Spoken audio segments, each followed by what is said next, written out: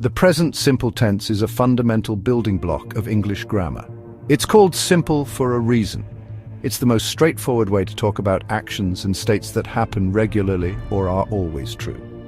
Mastering the present simple is like learning the alphabet of English verbs. Once you understand it, you'll be able to communicate effectively about a wide range of everyday topics. Think of the present simple as the workhorse of English verbs. It's used in countless situations, from describing your daily routine to expressing scientific facts.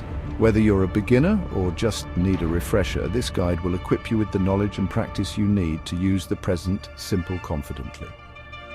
So let's embark on this journey to unlock the power of the present simple tense. By the end of this essay, you'll be well versed in its structure, usage, and common pitfalls, empowering you to express yourself clearly and accurately.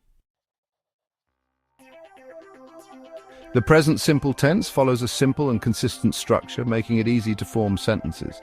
The basic formula is subject plus base verb plus object, which is optional. For example, he eats breakfast. In this sentence, he is the subject, eats is the base verb, and breakfast is the object. Let's break it down further. The subject refers to who or what is performing the action. The base form of the verb is the infinitive form without the to, such as eat, play, or sleep. The object, which is optional, receives the action of the verb. Remember that in the present simple, we add an s or es to the base verb when the subject is he, she, it, or a singular noun. This is a crucial rule to remember. For example, he eats, she walks, the cat sleeps, at.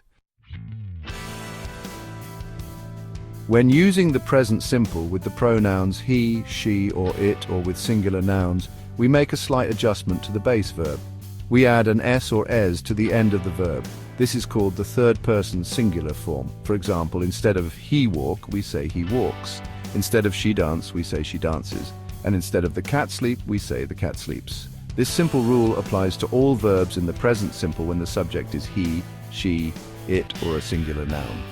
Mastering this rule is essential for speaking and writing grammatically correct English. When using the present simple with the pronouns I, you, we, and they, or with plural nouns, we use the base form of the verb without any changes. For example, I eat, you play, we sleep, they work, the cats sleep. The key takeaway here is that the verb form remains consistent in these cases. We don't add an, s, or es to the end of the verb. This is an important distinction to remember when forming sentences in the present simple. Remember, consistent practice is key to mastering the present simple tense. The more you use it in your speaking and writing, the more natural it will become.